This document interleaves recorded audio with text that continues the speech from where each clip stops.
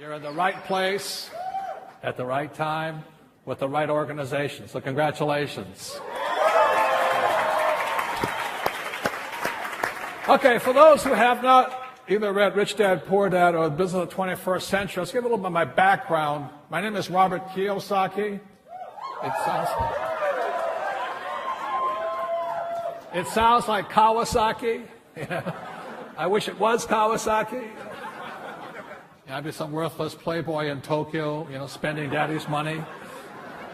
But I'm fourth generation Japanese American, which means I don't speak Japanese. So please don't come up and practice on me.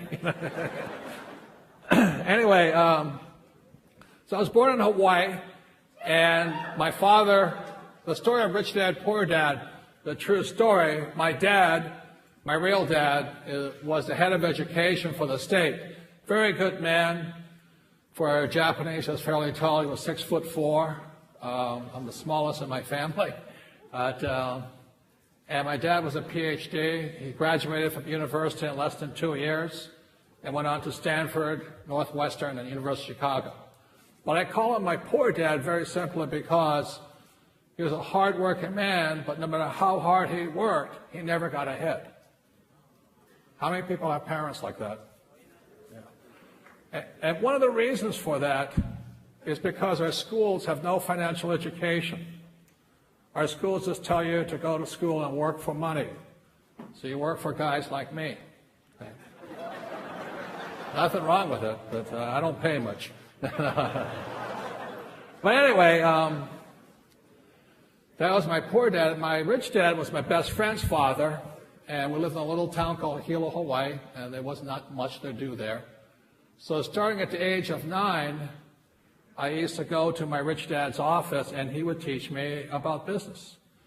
And so what you guys are doing here is not much different than what I was doing. I want to hang out with people who know where they're going. So that's why I've watched some of the speakers up here. They've got swag, man. They have got it. They're really good. So I would go and listen to my rich dad at age 9, and he began teaching me why the rich get richer. That was my only question as a kid. I wasn't really that interested in money, but I was just kind of curious. How come some people are rich, and why are most people poor? That was a simple question. And every time I asked my school teacher, I said, "Hey, what are we going to learn about money?" And the teacher would say, "Never." So, well, why am I in school? They said, well, all you have to do is go to school, get good what? Grades. And you'll get a good job. And you can work and die. We must have gone to the same school. So it was just really curious. Why are some people rich and why are some people poor? That was the only thing. So what I'll be talking to you today about is just some of the lessons my rich dad taught me, lessons that guided me all my life, because my poor dad left me with nothing, which was good. At first I was angry, but it turned out it was the best thing he could have done for me. If he had given me money, I would never have learned what I had to learn. So what I'm going to be talking to you today about is some of the lessons that are in front of you. But if I can encourage you to keep going, you will get to a place that very few people ever get to. So that's why I'm here, and I want to thank you guys for being here, and congratulations on your choice here.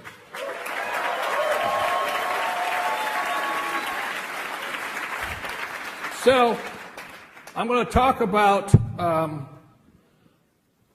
where you guys are at, or where we're all at today. My second book was a book called The Cash Flow Quadrant. Anybody have a chance to read that one?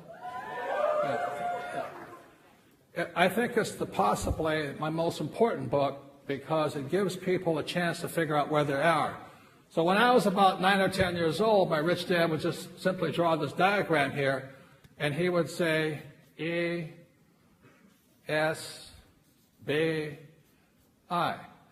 And what he was saying was that in the world of business, there are 4 different types of people.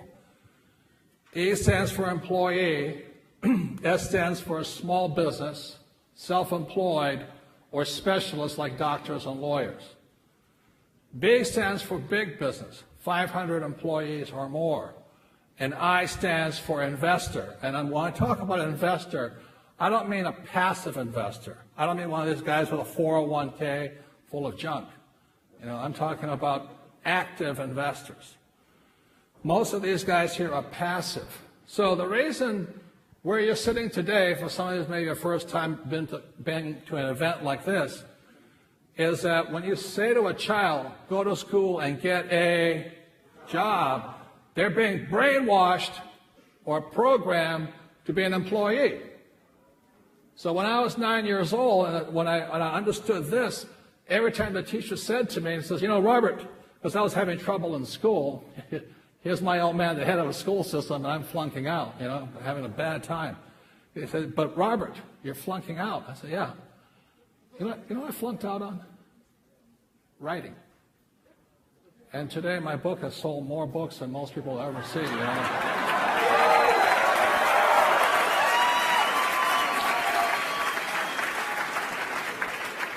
Anyway, so when I was 15, I flunked out because I couldn't write.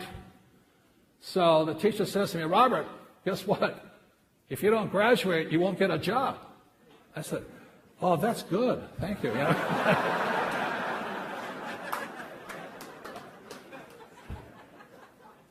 And then my mother, my poor mom, she comes up and says, Robert, please. She wanted me to become, my mother was a nurse, and she wanted me to become a doctor, medical doctor. I said, Mom, there's only one problem with me being a doctor. She goes, what's that? I said, S stands for smart. She says, you have a good point there. I guess you're not going to be a doctor. So the good news was that my rich dad was saying this was where life was found here anyway. So these are the 4 different types of people, business owners. I have hundreds of different companies, hundreds of different employees working for them, and I manage my own money. I invest myself. So all of you today are sitting here with the potential of making it here and here. And you're going to find out something that very few people ever know. Your school teachers will never tell you this stuff. So you'll find out some things why you sit in the best spot right here. And this is the reason you're in the best place. Because if you do what my poor dad wanted me to do, what they don't tell you in school, even business school, is that if you're an employee and you have a job, you will pay 40% of your income to the government. Okay? And if you're a doctor or a lawyer or a small business person, you will pay 60% to the government. And they don't tell you that. So you guys who are sitting here today wondering, should I be here or here? If this is not motivation, I don't know what is. Okay?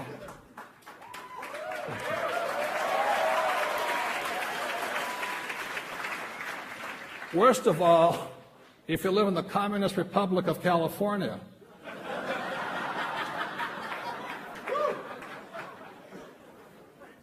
this is even higher. Phil Mickelson lives down right up the road here, Rancho Santa Fe, and he was complaining because his went to 73%. Now, he shouldn't complain because he made $45 million. You know what I mean? But nobody likes to pay that much in tax. So for all of you right now who have friends saying, who are still in school, we've got to get a job, I'm going to be a lawyer, I'm going to be a doctor and all this, this is where they're cruising for. And they don't know that. Today, you have a choice. You have an opportunity to make some choices in your life. Say, I don't want to go there. I don't want to be a slave to the government. Got it?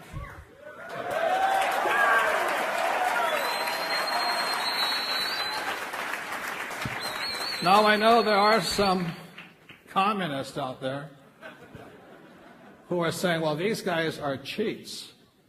That's not true. If you read my book here, Why A Students Work for C Students and B Students Work for the Government, you'll find out here the reason these guys pay the highest taxes is because they're the greediest people on earth. You know, when people say to you the rich are greedy, that's the biggest lie there is. Okay?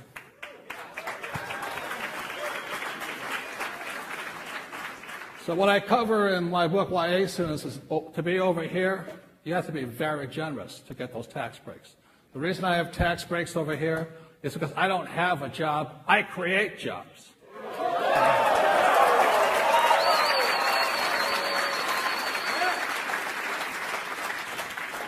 I don't own a house, I provide apartment houses for people. Okay? And I don't drive my car with burning gas, I provide oil for people. So, what I'm saying to you, ladies and gentlemen, in this young revolution here, you have a chance to come here and here. You can make your money here and leverage it into this here. You'll be wealthier beyond your wildest dreams. Okay.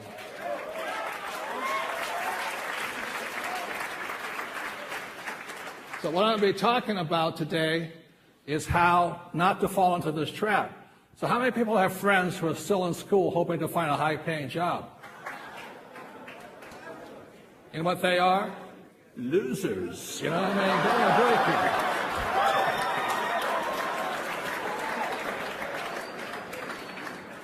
And it's not me who's saying they're a loser. The tax department is. Okay? This is true all over the world.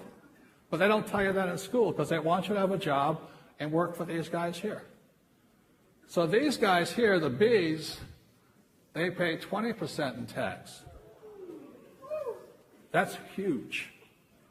You know, when you're making about $4 or $5 million a year, that difference is a lot of money. A lot of money.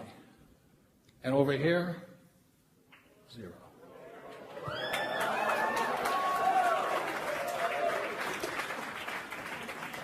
So the thing is, you all have this opportunity right now. I cover a little bit in this book here, and I'm not trying to pump the book, but I'm trying to say you're in the right spot. But you have to keep your mind open, understand what's going on here, because look, the reason these guys get the big breaks is these guys don't have the guts to come over here. So, what I'm going to be talking about for a few minutes with you today is what it takes to come over here, because when I left high school, I was really disillusioned. I said, you know, I'm stupid.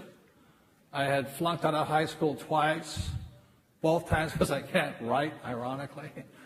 And but I had bad grades, but I had high SAT scores. And with that, I got 2 nominations to the U.S. Naval Academy at Annapolis, Maryland, and the U.S. Merchant Marine Academy at Kings Point, New York. But that was just for my college degree, and I'll get my degree. So I said, I'll go to these military schools. So I graduated, and I had a very high-paying job. When I graduated from Kings Point, the Merchant Marine Academy, back then, this is in 1969, my classmates were making about $110,000 a year. Now, that's not much money today, but it was a lot of money back then, you know. So I was tempted. I was making all of this money, but I already knew, my rich dad said, if I come over here, I'll make more money. But make more money, but pay less tax. So simultaneously, that's why I didn't fall into this thing. And I work not too far from here, up in San Francisco, for Standard Oil of California. I was driving their tankers up and down the West Coast, oil tankers, as a ship's officer, making a lot of money for a kid, you know. I was 22 years old, back then I was only making about $45,000 because my company was non-union. If you're union, you make $150,000, $110,000. But anyway, my mom still wanted me to become a doctor. I'm going, gotta be nuts, you know. So in 1969, when I graduated, the Vietnam War was still on, and I felt kind of guilty. You know, I said, am I for the war or anti the war? And I didn't have to go to war because I worked for the oil industry. If you work for oil, you don't have to do a lot of things. So after making a lot of money for about a few months, I went, you know, my conscience couldn't stand it. So I volunteered for the U.S. Marine Corps, and thank you. Which proves I'm not smart, but anyway.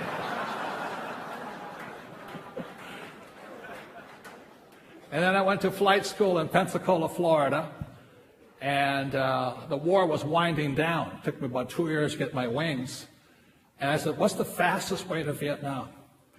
You know, I'm sitting in Florida, and they said, you can fly jets, you can fly this, you can fly transports. I said, what's the fastest way to Vietnam? Because I was afraid I was going to miss it.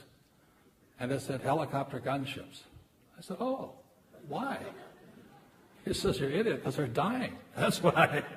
We had the highest death rates going. 30 days, we were dead. So I said, sounds good to me, you know. So from Florida, they shipped me straight up the street up here to Camp Pendleton, California. And I spent the next year in Camp Pendleton. I was flying gunships going in and out, up and down the mountains here. All the hippies hated me, but screw them, you know, just flying around the place.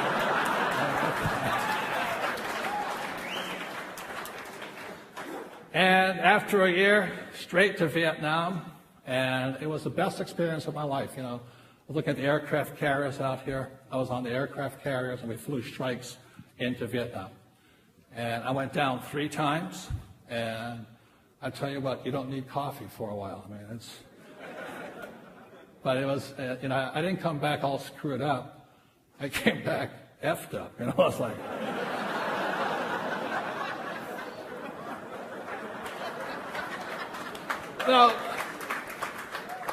Now this is why I'm talking to you guys here.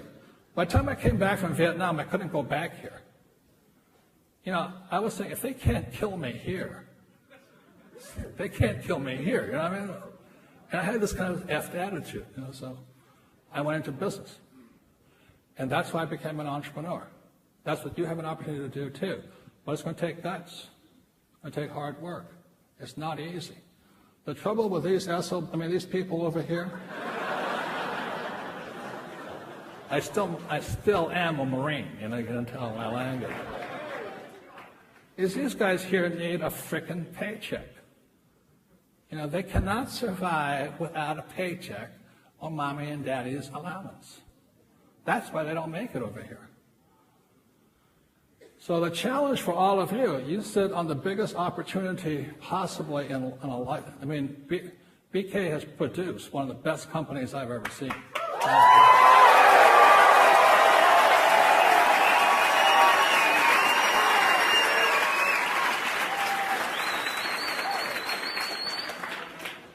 And if you F it up, it's not his fault. You know, if you don't have the balls, testicles, you know. So I'll be talking about, see, this is your job. I want to explain your job to you really simply. Your job is to convince these losers to come over here. How many people have had a hard time talking to these losers on this side? The problem is they still have visions of paychecks floating in their heads. They do not understand entrepreneurship. They can see a multi-million-dollar opportunity, but they don't see a paycheck.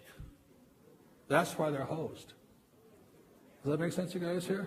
Because they see the world from this side here. This side here, there's no paycheck.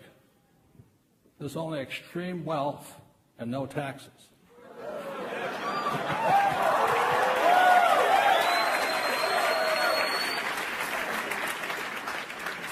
Another thing I thought was really funny this past election, I'm not political. You know, I didn't care if Romney won, I didn't care Obama won, I don't care. Because it doesn't make any difference.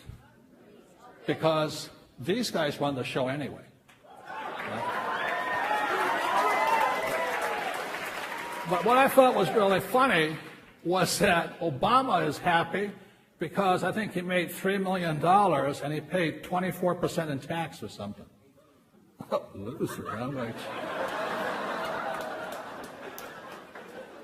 And Romney made $24 million, I think, and paid 13% in tax. Now, both guys went to Harvard. Both guys have their master's degree. But one pays 24% in tax, and one pays only 13% in tax. And the reason is Obama thinks from this side, and Romney thinks from this side. Okay? So I'm not saying one is right or wrong. I don't really care. What I do care about is what you want to grow up in. See, if you want to do what Mommy and Daddy did and grow up over here, you're hosed. Because guess what? This economy is going to get worse. You know, there's going to be fewer and fewer jobs. It's not that jobs are moving overseas. Jobs are disappearing, period. When Mr. Obama says that they've got unemployment up and all this stuff, they created 65 million jobs, whatever he says, he doesn't say most of them are low-wage jobs. So that's why you have college kids working at low-wage jobs. Nothing wrong with that. But they don't tell you the truth here. So they've fixed the so-called unemployment problem, but they're not going to make much money. In America today, there's 146 million Americans working for minimum wage. That's half the population. 146 million Americans. There's only 325 million Americans. So they all have jobs. Over here, they're not making enough money and they're paying excessive tax. If they make more money, they pay more tax. That's nuts. That's why I call them losers. So your job is to have them find religion and move over here. Got it?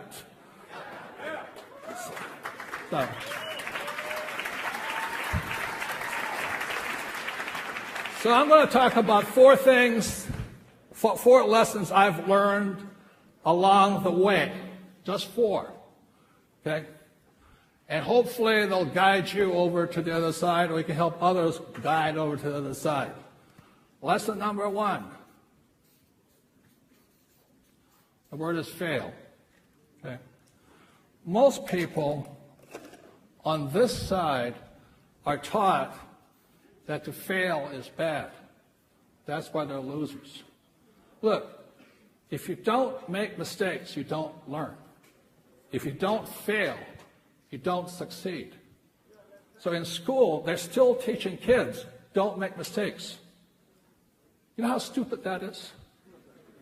How do you learn if you don't make a mistake?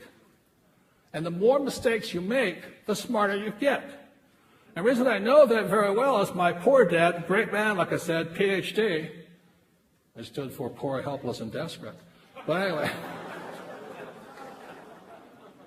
my dad's over there. He is so terrified of making a mistake. Because that's what they teach you in school. Don't make mistakes. You ever watch a kid or a baby learning how to walk? You know, the kid's crawling along. He looks up and he sees Mommy and Dad. He says, okay, now stand up here.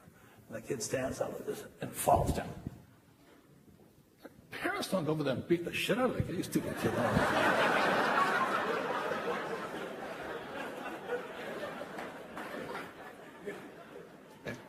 What does the kid do? He goes, oh, I screwed up. I think I'll try it again. You know, the kid drooling. The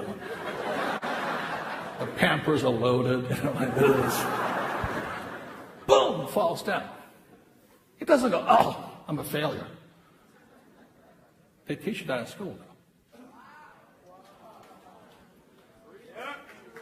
See?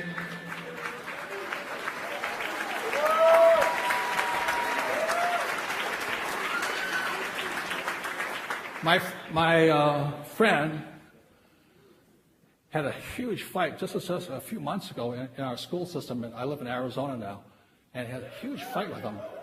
The teacher is giving her daughter happy faces on her cheek if she makes no mistakes.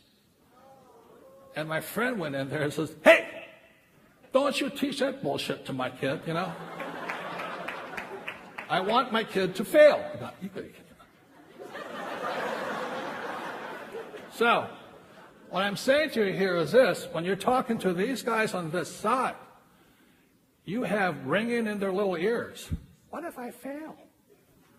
What if I make mistakes? What if I don't make it? Because that's what they teach you in school. They teach you if you fail, you're stupid. That is so anti-learning, it is beyond comprehension. Got it?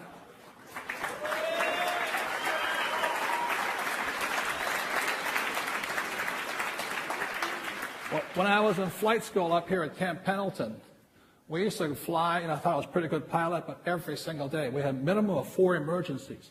It killed the engine, do this, do that. We practiced failing more than we did flying. That's why we came back alive. I practiced this emergency, that emergency, rolling in on a gun chute, taking a hit on this side, fixing the thing, and flying. You know that guy Sullenberg, who was U.S. Air, he leaped off of LaGuardia or Kennedy, wherever he is. The engine quit and went straight into the water. That's all they train us to do. They train pilots by teaching us how to fail. Our school system teaches you not to fail. And that's why you have so many people come into you, and they want to go onto your side, but they're afraid of failing. That's the problem. You got to talk to them. The other part is, so this is the lesson. You got to teach them to fail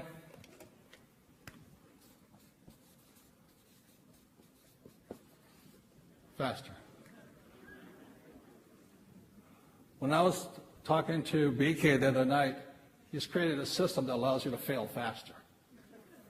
The more meetings you have, you fail faster. The more people you talk to, the faster you fail. The faster you fail, the more successful you become. And the reason I learned that is when I came back from Vietnam, 1973, I had a decision. Am I going to follow my poor dad's footsteps or my rich dad's footsteps? And in 1973, I said, I'm going to join my rich dad. And so my rich dad said to me, which is why you guys are here, if you're going to learn how to be an entrepreneur, you've got to sell. You've got to learn to handle rejection. You've got to learn to deal with people. And I said, oh my God, I don't want to sell. He said, then you can't be an entrepreneur. To my poor dad, school teacher, sells a 4-letter word. And so I sat there talking to my rich dad. I said, is there another way? He goes, no. If you can't sell, you'll never be rich. You never will be rich. A lot of A students are not rich because they can't sell. They can't handle rejection. And I said, I don't want to do it. He says, okay, well, you're not going to be rich. So here I am, 1973, I'm a Marine pilot, thinking I'm John Wayne. He says, Robert, my rich dad said, he says, so you don't want to sell? I said, no. He said, let me ask you a personal question. I said, what? My rich dad says, how's your sex life?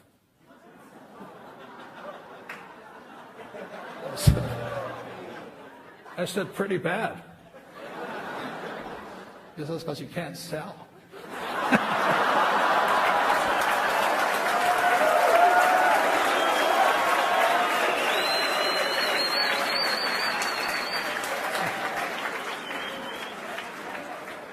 He says, worst of all, Robert, if you never learn to sell, you won't be rich, and you'll never get laid.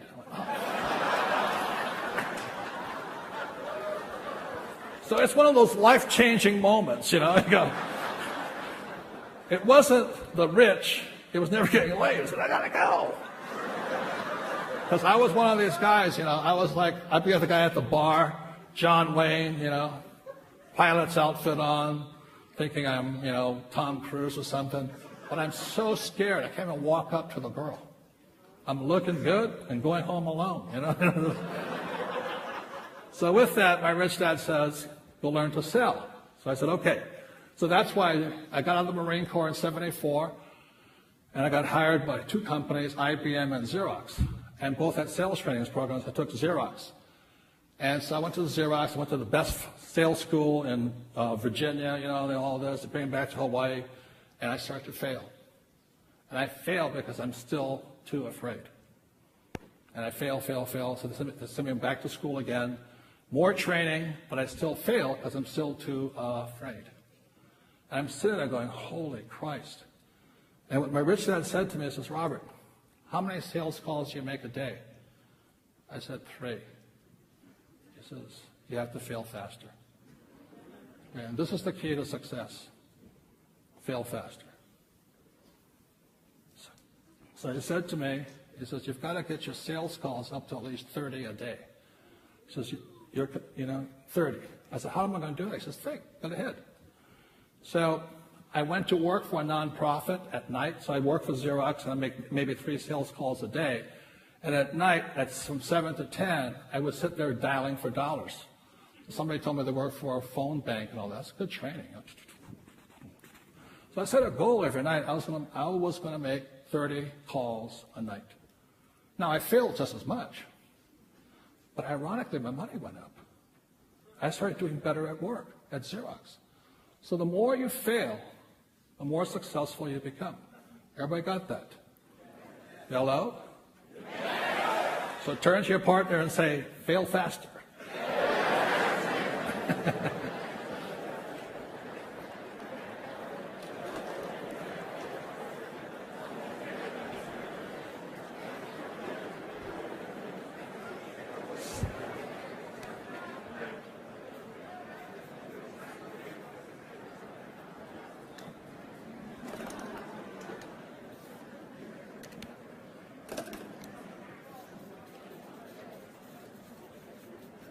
Number 2 key to success is change. A lot of people want Mr. Obama to change or the tax laws to change.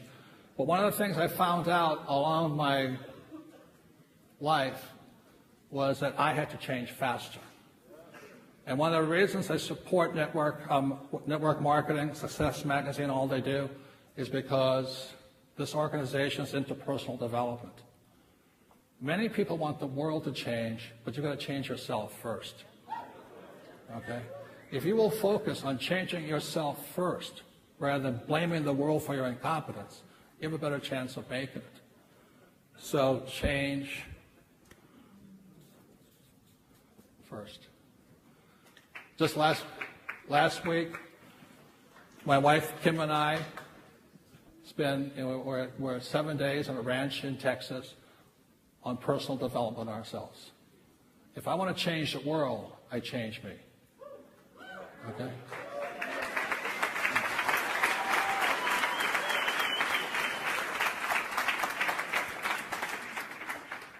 So the third thing, and that's why when I came back from Vietnam, I got into a lot of trouble.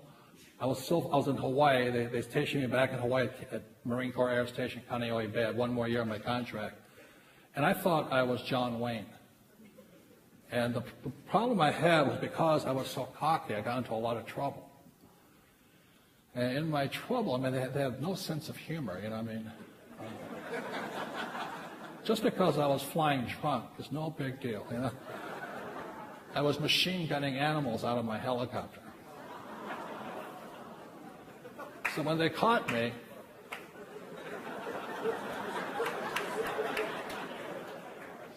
I lied to them. See, there's nothing wrong with machine gunning animals out of a helicopter. Nothing wrong with flying drunk. Lying is a problem. Very big problem. It's a character flaw.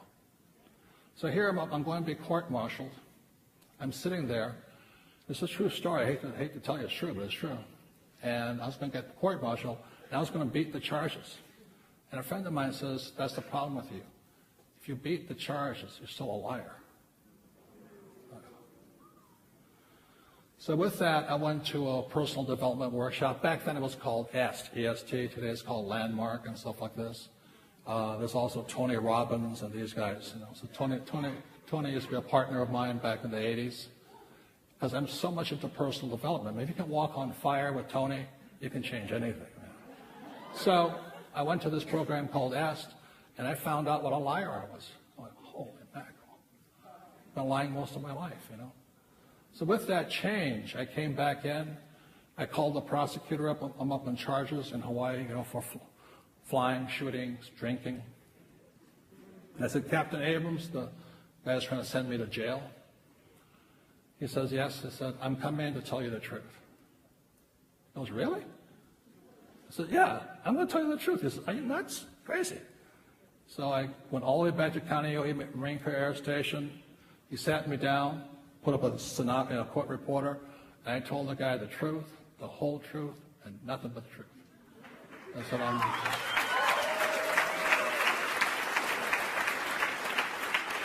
I mean, machine gunning animals was only a lightweight stuff I was doing. You know, I was doing all kinds of other stuff.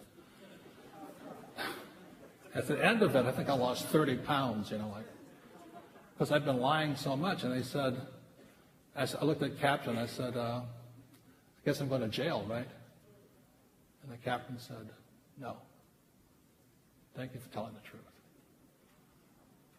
You're out of here. So I got an honorable discharge and I was out.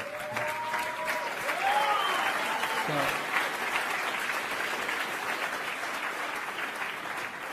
that's an example of for things to change, first, I must change. And that's something I live by.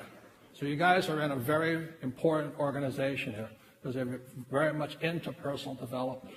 But you have got to be willing to change. You cannot blame the system, you cannot blame them, the comp plan, the economy, the customer.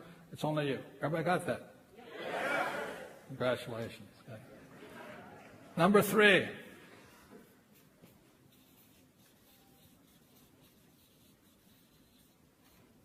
Marry.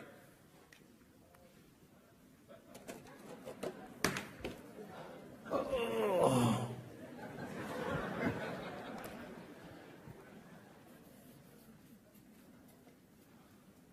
Marry bees and ice.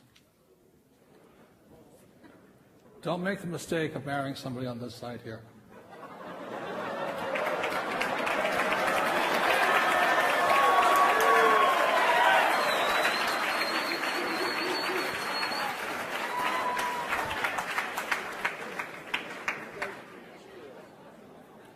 If you are successful over here and you marry somebody over here, you'll know what hell is like.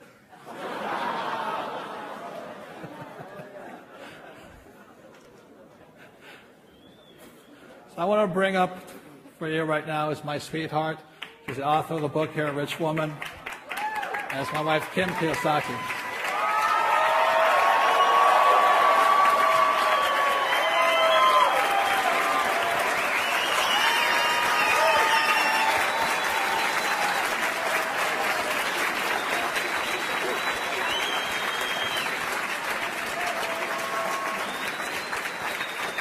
Thank you. Thank you very much. Thank you. I know she didn't marry me for my money, because when we met, I was flat broke. None. Not only broke, about $500,000 in debt from a previous business. I started the nylon and Velcro surfer wallet business, and we're very successful, but the business crashed, and I was stuck with all the debt and in loans. So when I met her, I was flat broke, and I said, I'm going to follow my dreams, and I'm going to move to San Diego. So back in 1985 or 4? End of 1984. We fell in love in 1984. 1985 was the worst year of our lives. But why don't you tell them about how good I became at selling and all that stuff?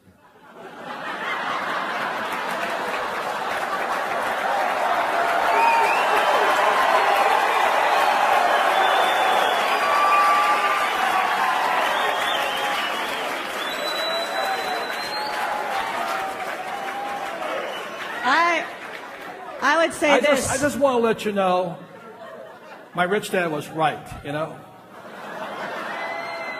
I would say I'm lucky, but he's luckier.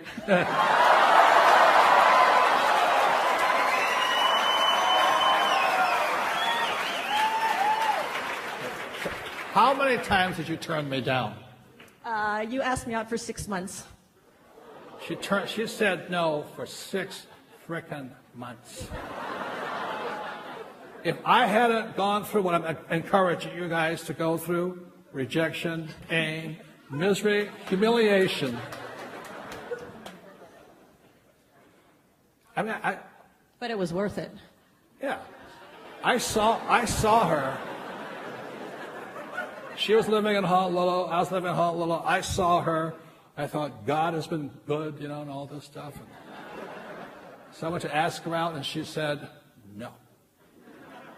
So again, all my sales training came in. I went to ask her out again. She said, no.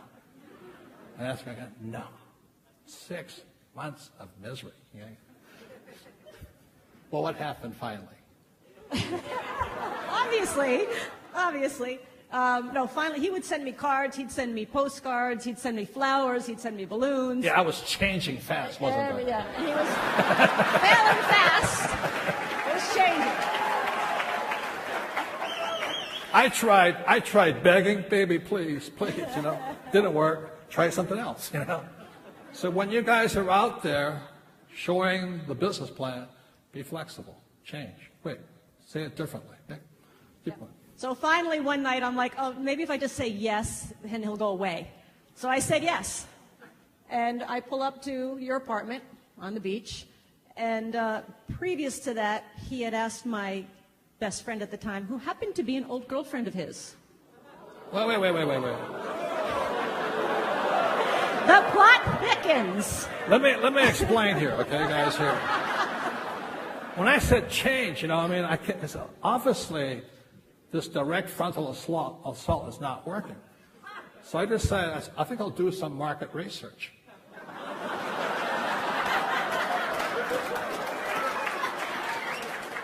I mean, she was worth it.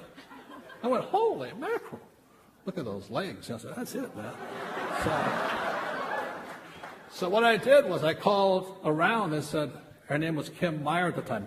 What can you tell me about Kim Meyer? Of course, my friend said, oh, she'd never go out with you. I said, shut up. Anyway. So one day, they said, well, do you know who her best friend is? I said, no.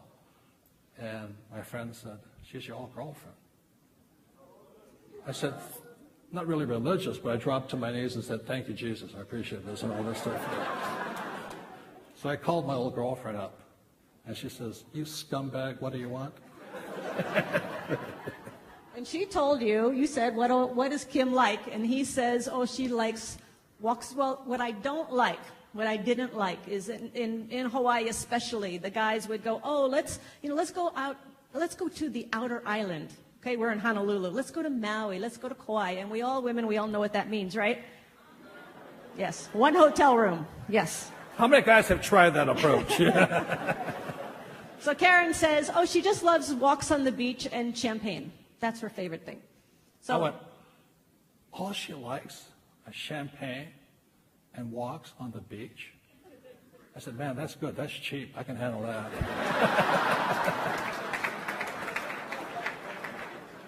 Okay, so he's done his market research. I pull up to his apartment, which happens to be a condo right on Waikiki Beach, a beautiful, beautiful building. And I get out of the car, and there's a valet. There's a restaurant there. There's a valet. And I get out of my little yellow Toyota Celica, and the valet comes up and goes, oh, you must be Kim. I'm like, yeah. Oh, Robert's expecting you. Let me show you to his apartment. Yeah, $5 the valet was laying it on, man.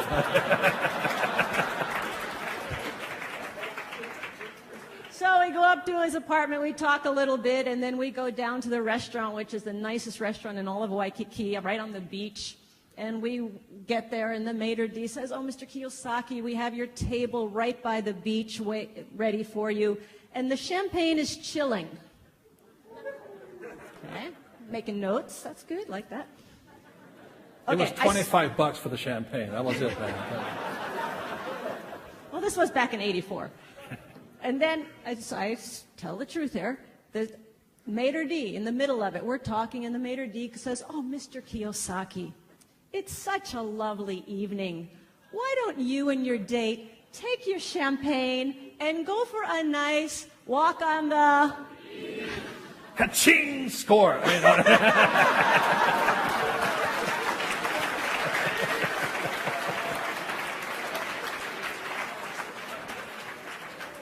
And we have been together ever since.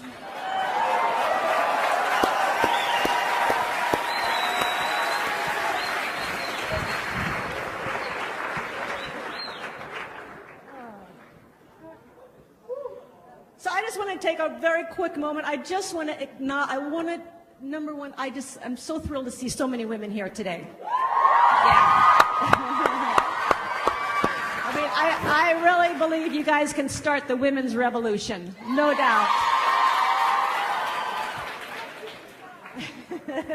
What's that? WPR. But I wrote the book Rich Woman because I really, really believe, and I'm really passionate about educating and encouraging women to be financially independent, business independent, and I don't think the women, let me ask the women, do you want to be dependent on somebody else? Men, do you want the women dependent on you? Hey, whoa, right. We are in the right place. So I was talking to a few women right before we went on stage here, and I asked them what was going on, and they said, sometimes being in business, we get a little intimidated or a little overwhelmed. Sometimes I feel like we're not being taken seriously. How many women have had that experience? Okay, great, good. Because I just want to say, for me, I started as an employee. I started in the E quadrant, and then went to, after I worked in an advertising agency, I got fired. I really had a hard time being told what to do. Not fired once, fired twice, by the way. And then I went into advertising sales. And this is why I love this business. This is why BK and his whole team is doing such a fantastic job, because when I went into advertising sales, I knew nothing. I had no training, no business training, no personal development training, and I had no support team. And those are the three things that you're getting here now that I never had. And it really, I think this is why why there's so much success happening here, are because of those three things alone: the support system, the personal development, and the business system. So I didn't have that, and I'd go knock on doors, and I was intimidated, and I was scared, and I was frustrated. And when I got really frustrated, I'd pull out the little sex appeal card. You know what I'm talking about, women? Yeah. Oh, yeah, I'll flirt a little bit. Oh, yeah, I'll go out to lunch with you. Sure. Yet, what I found out that did for me is, well, every time I did it, I felt like crap. Because I was saying to myself, I have to use this crutch. I'm not strong enough to have the skills and the talent and the guts to go out and do what I need to do. And it actually made me less of who I was, not more of who I am. And what I'm getting here with all of you, the support that you're saying, you're building up each and every one of you to be more of who you are, not less than who you are. Is that right? Good, thanks. So I just want to say, for the women, sometimes if it seems a little intimidating or a little overwhelming, sometimes you got to reach down and make that change and fail faster and all of that. You're also going to find your way to do it. You're going to find your way, because there's not one way. My way is certainly not Robert's way. I'm not the Marine Corps way. And your way is not. There's a lot of great leaders who have been speaking here today, and they found their way to do it, and you're going to find that as you go along. So I just want to say to the women and to everybody here, I think you're in the right place at the right time. BK, you're doing a fantastic job in leading this company, and I just see great, great success for all of you. And I'm honored to be here to speak with you today. And women, just go kick some butt. Thank you. Thank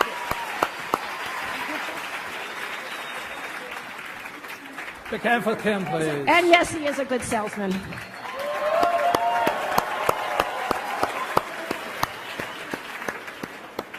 So what Kim didn't say, my first question to her is, what do you want to do with your life? And she says, I want to be an entrepreneur. And that's when I knew I had the perfect person. If she had said, I want to be a housewife, it would have been aloha. Next one.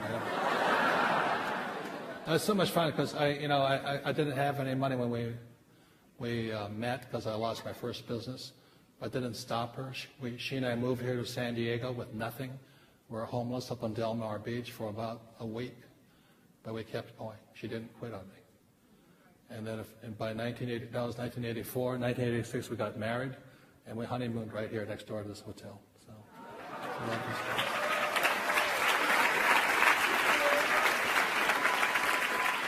And it's now been 27 years.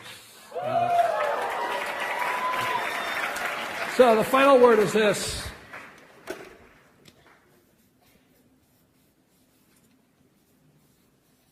Push. I'll tell you a quick story. The one thing wonderful about the Marine Corps or flying is that they teach you emergency procedure, emergency. They want you to practice, fail, fail, fail, fail, fail. So it was an agreement between my co-pilot and I, Ted Green, Lieutenant Ted Green, that every day we would fail more. So while the Marine Corps required us to fail 4 times, we would fail maybe 10 times a day on our missions. So by the time we got to Vietnam, we're pretty good at failing. And so on this one day, this one mission, we were flying. We knew it was 1972. We knew we were going to lose the war. And we were fighting for a village called Quang Tri, which is just south of the demilitarized zone. And it's really crummy, because every time before the flight, I would go up on the deck and I'd ask myself, if this is the last day, if tomorrow's the last day of my life, how do I want to live it? Do I want to live it as a coward, or I'm going to kick ass tomorrow? So I go down and then we take off. And so this one time we're flying around. The gunships go up first, then come the 46s, which are the twin rotors, and they load the troops on them. And the 46s start to lift. And it's really nervous. You can hear the, we're taking fire from here, and the gunship is just flying around because we just escort the transports in. And then the Jolly Greens come up, the big ones, the Sea Stallions, and that's when they put the bulk of the troops in there. So I'm flying around watching all this stuff. We're 27 miles out at sea off the coast of North and South Vietnam. And suddenly, out of the corner of my eye, I see this, oh, shit. Because in all the times I was practicing, this one advanced pilot, Captain Forrester, he says, when you see that thing go, stand up, bend over, and kiss your ass goodbye. You're going. You're going down. I said, I hope it's not true. But because we had practiced so much, all of a sudden the engine goes, boom, and the thing goes, shoo. So now imagine a little Huey. We have 2 machine guns on each side, 2 waist guns with a total of 6 machine guns, 36 rockets, ammo cans all over the place, and a crew of 5. So when that engine went boom, all the warning lights go on. The thing goes. Shoo. Now, this is where preparation comes from. When that engine quit and the aircraft sunk, it was like, our first inclination is to pull back. As the first, pull back. Hope this is not happening. But what they trained us to do was push forward. And that split second, and I mean split second, is why I'm alive today. All those times practicing. The moment that engine quit, everything in my body screamed, pull back. But what they had trained us to do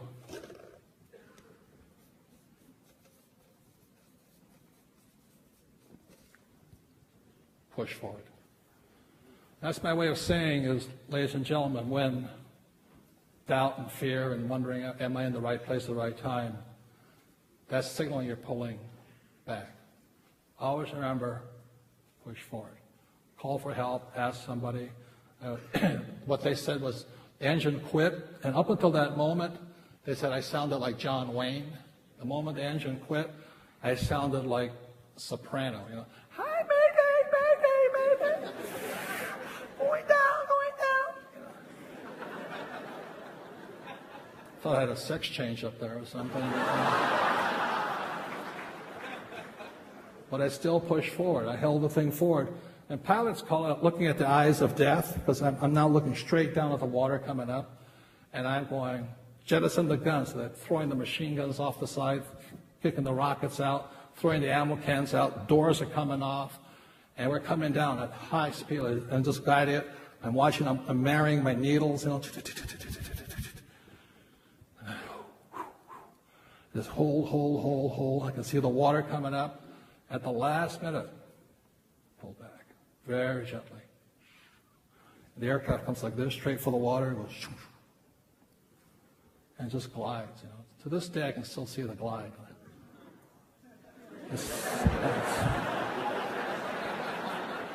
It's silent.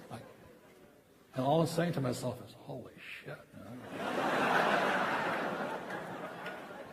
And I come up, and then airspeed's bleeding. At the last minute, pull back, rock the aircraft up, push the nose forward, pull hard. It goes, thumpa, thumpa, thumpa, thumpa, thumpa, thumpa. And it settles into the water. I went, oh. And the blade hits, tears the whole engine off, comes through the cockpit, blows the cockpit apart, and we roll it. Now, not too proud of this, but Lieutenant Green's on the right, I'm on the left. So when I'm sitting there deciding, should I roll it to the right?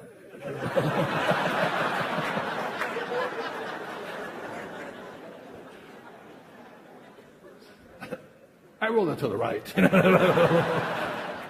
And I got out. The thing, I can still see the water swirling around and coming out, and we're going down, and pop up. And I go, 1, 2, 3. So it's myself, 2 crew chiefs, 2 gunners, and 1 crew chief. And we go, holy, where's Green? Where's Green? Oh no, I killed Green. And we're all like going, and the water's boiling and all this stuff. Where's Green? You can't go down because the thing is sunk so far. Where's Green? All of a sudden, I hear this, you.